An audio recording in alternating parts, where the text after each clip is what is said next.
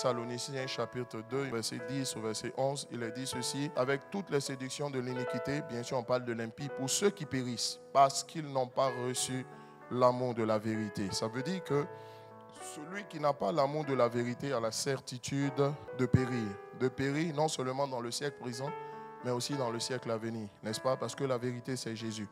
En réalité, ce passage, il est en train de dire, quand tu t'es converti, convertis-toi bien. Ceux aussi qui n'ont pas aimé l'amour de la vérité, la Bible dit, ils périront, n'est-ce pas? Quand on dit qu'ils périront, ça veut dire qu'ils échoueront. Parce qu'en réalité, le mot grec traduit en français par salut, c'est le mot sozo. Si ce n'est pas sozo, c'est soteria, n'est-ce pas? Je fais une prononciation à l'espagnol, n'est-ce pas? Sinon, c'est sozo, soteria, n'est-ce pas? Soteria, c'est le salut. Sozo, c'est le verbe sauver conjugué selon le grec. Ça signifie tout simplement être délivré. Ça signifie devenir victorieux. Autrement dit, vous échouerez si vous n'aimez pas la vérité. Autrement dit, vous périrez pour dire que vous ne serez pas sauvés. Vous ne serez pas sauvés pour dire que vous ne serez pas victorieux. La Bible dit, gloire soit rendue à Jésus-Christ de Nazareth, qui nous fait toujours triompher, gloire soit rendue au Père, qui nous fait toujours triompher en Jésus-Christ de Nazareth et qui répand par nous la bonne odeur du parfum de Christ. Ça voudrait dire que si vous n'aimez pas la vérité, vous ne réussirez pas, ça ne marchera pas pour vous. Il faut commencer d'abord par aimer la vérité. Je le précise encore, à toute fin utile, nous ne prêchons contre personne, nous annonçons simplement Christ. Amen. Et Christ, c'est qui? Christ, il a à la fois puissance et sagesse. Il a à la fois l'esprit et la parole. Et nous voulons être une église équilibrée. Nous croyons aux prophéties, nous croyons aux paroles de connaissance, mais nous croyons aussi à la parole. Et nous nous estimons en ce qui nous concerne, sur la base de la parole de Dieu, que toute personne qui opère dans la dimension du prophétique, qui n'est pas assise sur la parole, nous on décide de ne pas prendre ça en compte parce que c'est ce que la Bible dit. Alors, ceci étant dit, quelles sont les caractéristiques de ceux qui n'aiment pas la vérité? Et comprenez-moi, il faut savoir une chose, c'est qu'il faut ouvrir votre cœur à la parole, ouvrez votre cœur au Seigneur. La Bible déclare que là où se trouvent les cadavres, là-bas s'assembleront les aigles. Les cadavres dont on parle, c'est ceux qui meurent à eux-mêmes. C'est-à-dire que si quelqu'un accepte de mourir à lui-même, il va évoluer dans la dimension des grands. Vous savez, lorsqu'on parle ou lorsqu'on recherche la bénédiction sans la sanctification et la consécration, c'est de la séduction. Parler de bénédiction sans la consécration, c'est de la séduction. Quelqu'un qui vous parle de la bénédiction sans la sanctification est en train de vous entraîner dans la séduction, ce qui finira dans la perdition. Je suis en train de faire allusion à ceux qui veulent bénéficier des grâces de Dieu sans respecter les principes de Dieu et sans le chercher. Ce n'est pas normal de bénéficier des grâces de Dieu sans rechercher les principes de Dieu. Vouloir les grâces de Dieu sans obéir, respecter les principes de Dieu, c'est de la séduction et c'est de l'illusion. On ne peut pas vouloir bénéficier des grâces de Dieu sans le chercher lui-même. Chaque fois que vous parlez, vous exposez une situation au Seigneur. Soyez en même temps sensible à la voix de Dieu parce que je vous dis d'avance que Dieu vous parlera de votre vie. Il laissera votre situation un peu en stand-by et il vous parlera d'abord de votre vie. Parce que n'oubliez jamais, votre situation a quelque chose à voir avec l'état de votre vie. Et aussi, Dieu ne veut pas que vous soyez bénis sans que votre vie ne suive. Votre relation avec Dieu peut ne pas suivre votre bénédiction matérielle. La bénédiction sans la sanctification, c'est de la séduction, dont la conclusion certaine est une destruction sans sommation.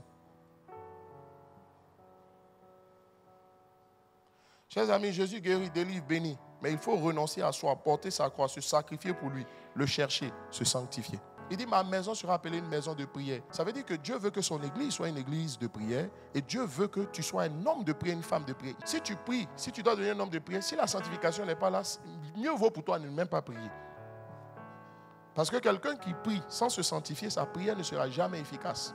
Si quelqu'un veut vous annoncer beaucoup de paroles, beaucoup de bonnes paroles qui vous plaisent, parce que tout le monde aussi, et moi-même, on aime entendre des bonnes choses. Je ne sais pas pourquoi. Dieu ne nous a pas conçus pour aimer les mauvaises choses, je ne sais pas. Mais puis tu vois que mais jamais il y a cherche Dieu, jamais il n'y a quel est l'état de ta relation avec le Seigneur? C'est un séducteur. C'est de la séduction. Deuxième caractéristique de ceux qui n'aiment pas la vérité, c'est ceux qui pensent que leur proximité avec les grands hommes de Dieu ou les hommes de Dieu qui sont reconnus comme tels ou leurs offrandes va les rendre agréables à Dieu ou compenser leur manque d'intimité avec Dieu. Il y a des gens qui pensent que s'ils sont proches du pasteur, ça va compenser leur manque d'intimité avec Dieu. Ça ne compense pas. Le fait de marcher un pasteur, d'être proche, tout ça, si tu ne cherches pas Dieu, tu ne cherches pas Dieu. Si tu dois être vide, tu seras bien vide. La proximité avec un homme de Dieu ne vous rend pas agréable à Dieu. Dans le spirituel, on crée à partir de la pensée et de la parole. Ne laisse jamais quelqu'un souiller tes pensées, ne laisse jamais quelqu'un polluer tes paroles. Tout blocage dans la vie de quelqu'un est dû au péché. Quand on dit péché, le problème de certains, ils ne voient que le péché œuvre de la chair. Mais le péché, là, va au-delà. Et une des choses que le Seigneur m'a dit, il dit, chaque type de péché a son type de blocage. Ta proximité avec le pasteur ne va pas te rendre agréable à Dieu. Non. Si toi, tu ne cherches pas Dieu. Du fait de la proximité, tu as accès à des choses auxquelles les autres n'ont pas accès. Mais ça ne va pas te rendre agréable à Dieu. Non. Quelle est ta vie? Dieu lui-même va prendre ta vie et puis va te disséquer. Si c'est ça, tu te consacres et puis toi et puis ta femme vous partez au paradis. Mais toi et puis ta femme, si chacun de vous ne cherche pas Dieu, afin de marier une femme, c'est sur la terre. Le jour du jugement donné, chacun s'en va seul. Il y a des gens aussi qui pensent que leurs offrandes vont compenser leur manque de vie de sanctification. Dieu n'est pas à acheter. Parce qu'il faut faire attention. Dieu n'est pas à acheter. C'est les pauvres qu'on achète. Mais Dieu n'est pas pauvre. L'eau et l'argent lui appartiennent. Donc si c'est sur ce terrain-là, tu ne peux pas acheter Dieu. Les offrandes de quelqu'un ne vont pas remplacer sa mauvaise vie. Troisième type de séduction. C'est ceux qui croient qu'un chrétien ne doit pas connaître la souffrance. Le fait d'être chrétien, de connaître Dieu, il y a des moments où il y aura des blocages aussi dans ta vie. Il y a des moments où tu vas crier à Dieu et puis Dieu ne va pas faire ce que Dieu. Tu vas crier à Dieu, tu vas dire Seigneur, résous le problème. Dieu est tout puissant, il va faire. Mais il y a des moments où il peut prendre son temps. Il y a des moments où il peut faire vite. Deuxièmement, frappez et l'on vous ouvrira. Troisièmement, cherchez et vous trouverez. Ça veut dire quoi? Tout ce que tu attends avec Dieu, là, tu demandes, tu t'ouvres. Tu demandes, on te donne. Il y a des moments où tu parles à Dieu. Souvent, tu n'as même pas fini de parler à Dieu, mais puis ça sort. Il y a des choses que tu n'as pas demandé à Dieu. Tu as pensé à ça et puis Dieu fait. Quand on dit chercher, là, ce n'est pas que la chose est perdue. La chose est là. Mais tu ne sais pas où ça est. Il y a des moments où tu es là et puis tu dis, tu sens que la grâce est à côté, la bénédiction est à côté. Mais tu dis, mais tu te demandes, tu sens que quand c'est comme ça, tu dis, je sens que c'est à côté de moi. Mais si c'est à côté, il faut prendre. Mais tu dois chercher. Chercher suppose que tu vas fouiller. Il y a des moments, quand c'est comme ça, là, regarde, tu sais que tu as la chose. Quand tu cherches, c'est que tu sais que tu as la chose. Quand on cherche, ce qu'on cherche existe déjà. Tu as la chose, mais ta main n'est pas sur la chose parce que tu ne sais pas où la chose est positionnée. Ça, c'est une autre étape de la vie chrétienne. Ça peut te faire mal. Souvent, quand c'est comme ça, tu es pressé, tu dois aller quelque part, tu dis, Seigneur, on s'est marié, vite, on va faire l'œuvre. Une autre étape, on dit frapper. Hey, quand tu rentres dans frapper. Quand tu rentres dans frapper, ça fait pleurer. Mais on ne rentre jamais à Canaan sans passer par le désert. Le chemin de Canaan, c'est le désert. Le chemin de Canaan, c'est le désert. Donc, désert, là, tu vas connaître des galères galérisantes. Et je vous dis, il ne faut pas menacer le Seigneur d'abandonner la vie chrétienne parce que tu dis, depuis que je suis là, Pierre a dit, à qui irions-nous? Autrement, nous allons faire comment? Il dit, tu as les paroles de la vie. S'il y avait un autre endroit, on devait partir. Depuis, on était parti. Parce qu'on est ici, on ne voit rien. Frère, il y a des moments où on ne voit rien aussi. Dans la vie chrétienne, tu marches avec Dieu, tu ne vois rien. Tu pries, tu ne vois rien. Tu cries, tu ne vois rien. Les touches qu'on donne aux autres, ça marche. Quand on te donne à toi, pour toi seul, ne marche pas. L'apôtre Paul dit, j'ai prié le Seigneur 3 fois pour qu'il enlève les charges de ma chair. La souffrance fait partie de la vie chrétienne. Le malheur atteint souvent le juste, mais Dieu l'en délivre toujours. Regardez dans la Bible. Toute personne qui est d'abord présentée avec un souci ou un problème majeur, vous remarquez qu'à la fin de l'histoire de cette personne, la personne n'a plus le mal avec lequel on l'a appelé au début. Dieu reste le même. Et j'ai compris que c'est ce que vous dites contre Dieu. Je vous donne ce conseil. Je vous parle en homme expérimenté. Ne touchez pas à Dieu. Si vous voulez accuser Satan, lui-même, il est né pour ça. C'est pour ça qu'il existe. Accusez-le, ne touchez pas à Dieu. Vous dites, Seigneur, c'est toi qui me fais souffrir ici. Je t'ai fait chose. C'est comme si... Non, chers amis, non. Chers amis, non. J'ai vu que ça rend difficile la quête ou bien la possession de ce que tu cherches. Si tu veux, il faut venir accuser tout le monde. Ne touche pas à Dieu. Il y a une autre forme de séduction. C'est ceux-là qui pensent que l'onction de Dieu sur la vie d'une personne est un signe d'approbation. Quand quelqu'un, ça ne veut pas dire que Dieu approuve sa vie. Ce n'est pas vrai. Ça veut dire qu'il s'est bien consacré. Ça veut dire qu'il a bien jeûné. Ça veut dire qu'il a bien cherché Dieu. Je veux dire, l'onction de Dieu sur la vie d'une personne, ce n'est pas la preuve irréfutable que Dieu approuve la vie de la personne. Non. La bénédiction dans la vie d'un chrétien n'est pas la preuve que Dieu approuve sa vie. Tu peux rencontrer des gens, on dit, mais tu vis mal, et puis il dit, mais je suis béni. Ce n'est pas Dieu qui t'a béni. C'est l'armée des cieux qui t'a béni. Enfin, ceux qui poursuivent les miracles et les révélations sans la parole, ça c'est de la séduction. Il y a ceux qui cherchent à être tout puissants dans l'église à cause de leur position sociale. Ceux qui cherchent à être tout puissants dans l'église à cause de leur position sociale, leurs offrandes ou le rôle clé qu'ils jouent dans l'église. Souvent, à un moment donné, tu peux sentir que tu es devenu incontournable. Enfin, personne n'est incontournable, mais tu sens que franchement, tu es difficilement contournable. Il y a ceux qui croient dans l'église pouvoir s'ériger en conseiller du pasteur. Un peu comme Pierre qui voulait conseiller Jésus. Jésus dit non, il faut qu'on aille à la croix. Pierre dit, ah, Dieu ne plaise. Pourquoi tu es parti à la croix ici? Tout va bien. Je veux dire quelque chose à quelqu'un. Avant de parler, il faut aller prier. Même si tu penses que ton idée est bonne, il faut aller prier. Il faut aller prier. C'est de la manipulation et du chantage honteux. La quatrième catégorie de personnes à qui Dieu ne révélera pas sa volonté, c'est ceux qui ne sont pas prêts à se soumettre à sa volonté. Chers amis, Dieu nous connaît, nous tous. Il sait comment on est. Il sait comment tu es. Dieu ne révélera pas sa volonté à ceux qui ne sont pas prêts à se soumettre à sa volonté. Alléluia. Il y a une autre catégorie de personnes à qui Dieu ne révélera pas sa volonté. C'est ceux qui n'auront pas le Saint-Esprit. Parce que quand Dieu nous parle, il nous parle par le Saint-Esprit. Parce que quand quelqu'un prie, il doit prier selon l'Esprit. Le Père a une volonté. Cette volonté-là, elle est transmise par le Fils. Et le Saint-Esprit exécute la volonté du Père que le Fils a transmise. Voici comment la divinité est organisée.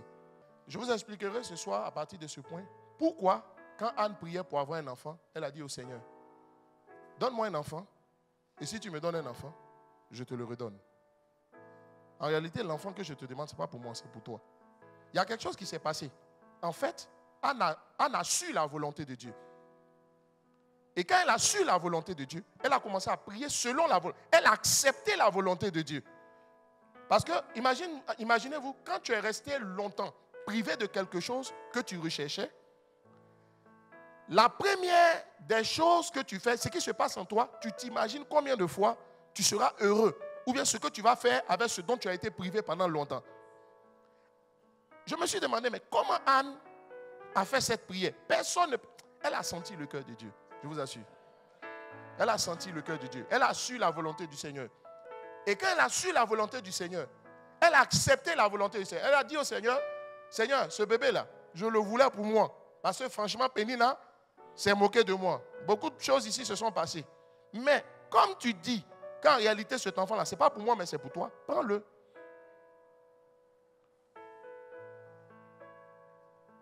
Vous savez quoi? Si vous n'êtes pas encore arrivé à la dimension où le fait d'accepter la volonté de Dieu va sonner la fin de vos ambitions personnelles ou bien sonner la fin de vos désirs secrets, Dieu ne vous révélera pas sa volonté pour ne pas vous faire trop mal. Mais le problème, c'est que vous serez hors de la volonté de Dieu et vous allez vous cogner la tête. Matthieu chapitre 26, verset 39. Puis ayant fait quelques pas en avant, il se jeta sur sa face et pria ainsi. Mon Père, s'il est possible que cette coupe s'éloigne de moi, toutefois, non pas ce que je veux, mais ce que tu veux. S'il est possible que cette coupe s'éloigne de moi, toutefois, non pas ce que je veux, mais ce que tu veux. Chers amis, qu'est-ce qui s'est passé dans ce passage? Lorsque Jésus dit non pas ma volonté, c'est-à-dire ce que tu veux, ce que je veux, mais ce que tu veux, il est en train de dire non pas ma volonté à moi, mais ta volonté à toi, Seigneur. Ça veut dire quoi? Ça veut dire que Jésus a écarté sa volonté à lui. Il a écarté sa volonté à lui. Il dit, Seigneur, non pas ma volonté. Donc, il écarte sa volonté à lui, mais ta volonté à toi. Chers amis, est-ce que vous êtes prêts face à une situation à écarter votre volonté pour vous approprier la volonté de Dieu? Il dit non pas comme ma volonté, mais ta volonté. Autrement dit, j'écarte ma volonté afin qu'il n'y ait qu'une seule volonté. Il dit le problème, c'est que dans tout ce que nous voulons, dans tout ce que nous visons, il y a deux volontés qui rentrent en conflit. ou qui peuvent rentrer en conflit. Ce n'est pas systématique que les deux volontés soient en conflit. Je parle de rentrer en conflit lorsque la volonté de Dieu est différente de ta volonté, puis tu luttes. Mais la plupart du temps, quand les deux ne sont pas conformes, il y a conflit, il y a lutte. Mais est-ce que tu es prêt à écarter ta volonté afin qu'il n'y ait qu'une seule volonté? Parce que le problème, c'est qu'il y a deux volontés. La volonté de Dieu et ta volonté à toi. Jésus dit non pas comme ma volonté. C'est-à-dire, j'écarte ma volonté afin qu'il n'y ait qu'une seule volonté, celle de Dieu. Écarter votre volonté signifie que vous n'avez pas d'intérêt égoïste ou personnel. Au départ, vous les aviez, mais vous êtes prêts à sacrifier vos intérêts personnels. Le monde nous enseigne à avoir des ambitions. Dieu ne nous parle pas d'ambition, il nous parle de notre destinée. Donc la seule ambition légitime qu'on est censé avoir, c'est poursuivre notre destinée. Dieu t'a paramétré pour ta destinée. Un ordinateur que vous prenez, il y a des programmes déjà là-dedans. Il y a des choses que, quelle que soit votre intelligence, vous ne pouvez pas amener l'ordinateur à faire. Parce qu'il n'a pas été conçu en prenant cela en compte. Vous savez qu'il y a une reconfiguration d'un ordinateur et puis il y a une reprogrammation. C'est deux choses différentes. Que ceux qui vont loin avec Dieu, c'est ceux qui n'ont pas d'intérêt personnel. En réalité, le problème, c'est qu'il y a toujours deux volontés. Or, ce sont ces deux volontés qui créent des blocages avant Satan. Et c'est là-dessus que le diable joue. Écoutez-moi, ceux à qui Dieu révèle sa volonté, c'est ceux qui n'ont pas d'intérêt personnel ou d'intérêt égoïste. Matthieu chapitre 26, verset 42. Il s'éloigna une seconde fois et pria ainsi: mon Père, s'il n'est pas possible que ces coupes s'éloignent sans que je la boive, que ta volonté soit faite. Ce que Jésus a dit ici est un peu différent. En fait, est différent de ce qu'il a dit au verset 39. Je vais vous montrer pourquoi. Ici, il dit ceci: s'il n'est pas possible que cette coupe s'éloigne sans que je la boive, que ta volonté soit faite. En réalité, c'est s'il n'est pas possible que cette coupe s'éloigne sans que je la boive. Autrement dit, cette coupe-là, je ne veux pas la boire. Mais si tu dis bois, je bois. Qu'est-ce qui se passe à ce passage? On est dans une évolution. Premièrement, il dit, je veux écarter ma volonté parce que Jésus a compris que l'objet de toute cette souffrance qu'il ressentait était dû au fait qu'il y a la volonté de Dieu et puis il y a sa volonté. Quand il y a les conflits, là, c'est là où vous êtes malheureux, vous êtes triste, vous êtes tiraillé, tout ça. Mais si vous voulez vivre heureux avec Dieu, il dit ceci. Deuxièmement, il va plus loin. Il dit, commande seulement, je fais ce que tu dis. Mais je peux me retrouver à faire ce que tu dis, quand bien même j'aurais aimé ne pas faire ce que tu dis. Autrement dit, moi-même, je ne veux pas boire. Mais si tu dis de boire, tu peux compter sur moi pour boire. De quoi est-ce qu'il s'agit ici? Premièrement, il a écarté sa volonté à lui, afin qu'il n'y ait qu'une seule volonté. Mais il peut rester une seule volonté, la volonté de Dieu, sans que vous ne vous appropriez la volonté de Dieu. Le fait d'écarter la volonté de Dieu ne signifie pas que vous êtes approprié la volonté de Dieu. Ceux qui ont des intérêts personnels ne vont jamais loin avec Dieu. Dieu ne fait pas de grandes choses avec ceux qui ont des intérêts personnels. Dieu travaille avec ceux qui n'ont pas d'intérêt. Ils n'ont d'intérêt que l'intérêt de Dieu. J'écarte ma volonté à moi afin qu'il n'ait qu'une seule volonté, celle de Dieu. Mais je peux ne pas m'approprier la volonté de Dieu. Ici au verset 42, Jésus dit au Père, tu peux te tranquilliser.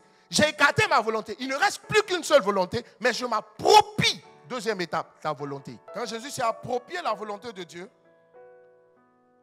il a fait alors qu'il savait qu'elle mettait fin à tout espoir pour lui.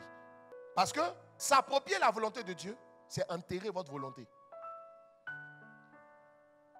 Parce qu'on peut écarter sa volonté sans l'enterrer. J'écarte ma volonté.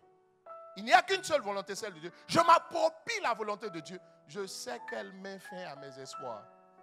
Elle sonne le glas de mes ambitions, de mes intérêts personnels. Mais on y va seulement. Pourquoi est-ce que Dieu élève toujours et Dieu multiplie toujours à l'infini les gens qui acceptent de mourir? C'est ça la mort à soi. Pendant que tu es en train de t'approprier sa volonté, tu as peut-être mal. Au début, tu as mal.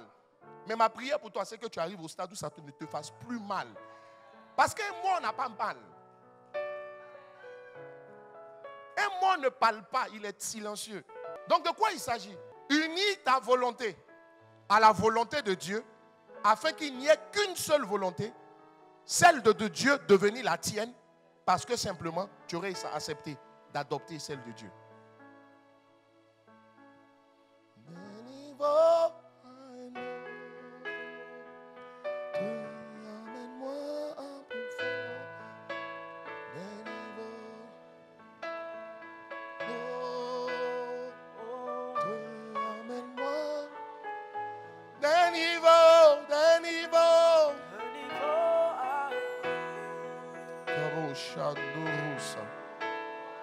Laissez-moi vous dire, tous ici, on peut y arriver. Mais le problème, c'est qu'on n'est pas prêt à prier cette prière. Ça voudrait dire quoi? En face d'une situation, tu dis, Seigneur, quels sont les intérêts de Jésus? Une fois, tu dis, Seigneur, voici mes intérêts. Mais mes intérêts, je suis prêt à les sacrifier. Quels sont les intérêts de Jésus? Et dès l'instant où Dieu te montre les intérêts de Jésus, tu dis, je laisse mes intérêts pour défendre les intérêts de Jésus. J'unis ma volonté à la volonté de Dieu afin qu'il n'y ait plus qu'une seule volonté, ta volonté à toi devenir mienne. C'est ce qu'Anne a fait. L'enfant, elle le voulait pour lui-même. Elle a senti que Dieu le voulait pour lui. Elle a dit, Seigneur, j'écarte ma volonté. Le fait que je veuille que l'enfant soit à moi. Pour qu'il n'y ait plus qu'une seule volonté, la tienne. Et comme c'est toi seule ta volonté qu'elle a, maintenant elle a commencé à prier. En fait, la prière qu'elle a faite, elle n'a pas dit, Seigneur, donne-moi un enfant. Elle a dit, Seigneur, donne-toi un serviteur. Quand Dieu a vu ça, il dit, on peut composer avec celle-là. L'impossibilité est devenue possibilité. Les blocages sont devenus, tout s'est ouvert. Ça voudrait dire, comme si le blocage qui était là était dû simplement au fait que sa volonté était en conflit avec celle de Dieu. Vous voulez que Dieu vous révèle sa volonté? Soyez prêts à vous soumettre à sa volonté. Si vous êtes prêts à vous soumettre à sa volonté, pour renoncer à votre volonté, afin de vous approprier sa volonté, Dieu vous révélera sa volonté. Et je peux vous garantir une chose. Le ciel s'ouvrira et toutes les ressources du ciel seront à votre disposition pour que quelque chose de grand se produise. C'est pourquoi je vous dis, le séjour des morts rendra ses morts. C'est-à-dire ceux qui auront accepté de mourir à eux-mêmes. Dieu les fera sortir du silence du tombeau face à la volonté de Dieu pour rendre leur vie bruyante. En fait, toi tu t'étais et puis Dieu fait du bruit avec ta vie. J'ai compris simplement une chose, je le dirai en conclusion. Dieu ne révèle pas sa volonté à ceux qui ont des intérêts personnels.